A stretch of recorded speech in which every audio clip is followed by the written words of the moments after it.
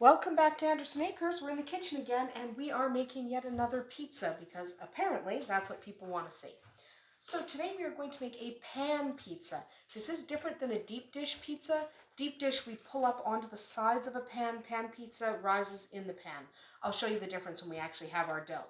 So let's start making our dough. This is a little bit different than some of the other doughs we have made. We are going to start with 2 tablespoons of garlic powder. It is important that it's powdered, don't use minced.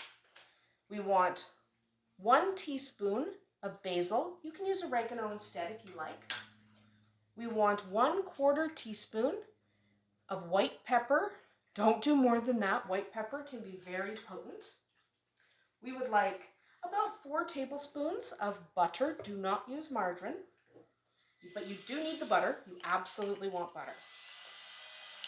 And we're going to do about 4 tablespoons or thereabouts of olive oil. Now, you should use olive oil. You can substitute with vegetable oil if you like, but olive oil really is where it's at. So the butter and the olive oil will give us our distinctive pan crust. So that's about good. Oops. You can guess, by the way, with 4 tablespoons of olive oil. It's not that specific. Then we are going to get 1 cup plus about 4 tablespoons of water. You may have to add a little more water as your dough mixes, just in case the flour absorbs too much. But that's 1 cup plus about 4 tablespoons or so. Put that in there. Very nice. Next, I'm just going to move over here because it's a better angle for me. But next, we're going to add 4 cups of flour. This is your all-purpose or your bread flour. You could also use a pizza flour, no big deal. There we go. And then finally, we're going to use 1.5 teaspoons of either bread machine or quick rise yeast. Either one will do. If you're mixing this by hand, you could of course use traditional yeast. It doesn't really make that much of a difference. So now we're going to take this and put it in our bread maker. We want to mix, knead, and allow for the first rise. In my machine, that'll take about 1.5 hours. Your machine might be a little different. Remember, you can also use your mixer, or you could do this entirely by hand. It's really up to you, but we'll come back after the first rise.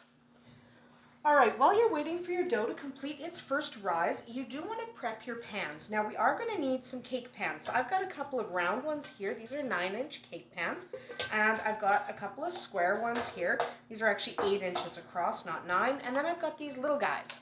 You can use any cake pans you've got. I'm using this size instead of larger ones because I like to make 1 pizza per person.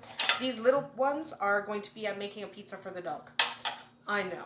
It's ridiculous, but he likes to have a pepperoni pizza. So pick which pans you're going to use. I'm not using these ones right now, so I'm just going to get rid of those. I'm using these guys, and I'm using these guys. So we need to coat our pans. A pan pizza does need a nice buttery coating inside. So you're going to want to get 5 or 6 tablespoons of butter and melt it in your microwave. Add in maybe 2 tablespoons of oil. You can use olive oil, or you could use a canola or a vegetable oil. It doesn't matter that much as long as you have a little bit of oil in there. That helps the butter stop it. It helps keep the butter from solidifying. I had a little brain fart there. That's fun. So kind of give that a little mix so your oil is mixed in with your butter. Now we don't want to just use butter. We want to have a little bit of garlic powder. How much? A teaspoon or so. Doesn't matter that much. If you want more, you can add more. Mix that in to your hot butter. There we go. And you want to take some parsley. Again, it doesn't really matter how much. I'm going with about a teaspoon. Okay, just about a teaspoon, roughly. It doesn't matter. A little bit of salt. You don't need much, just a little sprinkle of salt. The butter already will have salt in it, but the salt just helps punch up the flavor. Now you're going to want to get some Parmesan cheese. You don't want too much, okay? So that's enough. That was probably a little bit overboard, but that's okay. So we're just going to give that a mix into our hot butter. That helps the cheese get a little bit melty. There we go. That's pretty good. So now what we're going to do is we want to coat the inside of our pans. We're just going to use our basting brush. Just squish up some of this cheese. There we go. And then we're just going to take our basting brush and just brush the pan. You want to brush the bottom and the sides. This will prevent it from sticking. Okay, so we just want to prep our pans because this is where our dough is going to go as soon as it's done rising. So I'm prepping my pans. And you just do this for however many pizzas you're making. Doesn't matter if you're doing 4, you do 4 pans. You can do 1 or 2 larger pans if you like. I'm doing probably 4 smaller pans, but that's it. That's all you do. You just brush your butter over your pans and then just leave it. You want to set this aside. You're going to need it again. So set that aside, don't get rid of it, and your pans are all prepped and ready. We'll come back just as soon as that dough is out of the bread maker. All right, our dough is ready. So what we're going to do is I'm just going to quickly divide this. There we go. Into 4. Now this will make 4 small-sized pizzas. I'm also going to, off the edge of each one, just take a little corner because I'm actually doing a pizza for Whiskey the dog. I know you guys have made fun of me before for making stuff for the dog, but that's just the way it's going to be because he's Whiskey.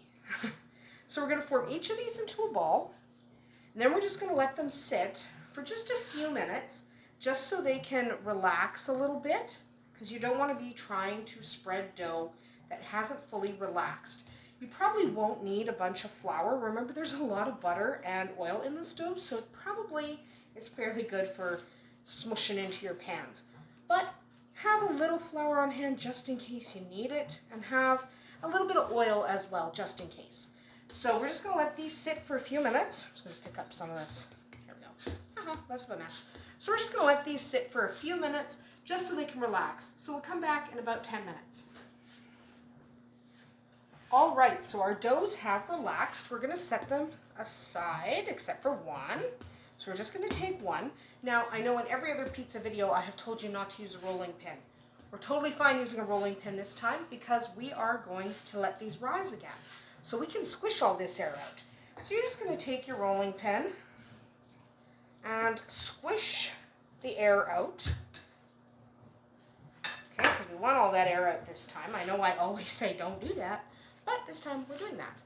So make it kind of roundish. Don't worry too much about it. Okay? Make it kind of roundish. Get one of your pans. Take that pan there. Pop this right in there. Now your butter will have solidified a little bit, and that's actually a good thing because it won't squish everywhere because that'll be annoying. So we're just going to push that into there.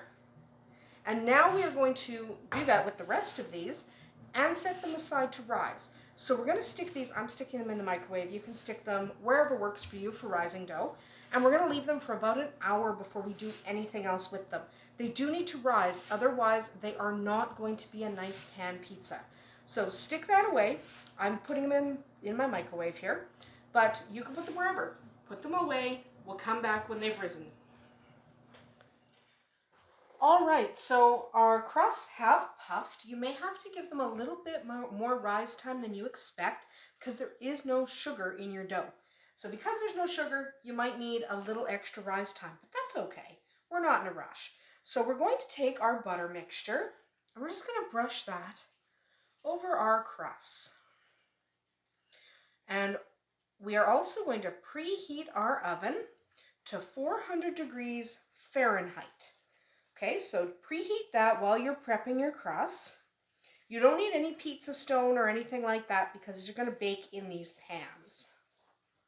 Okay, get that butter on there. So are these healthy for you? No. Are they delicious? Yes. So get that butter on there. All right, now what we have to do is get our toppings on.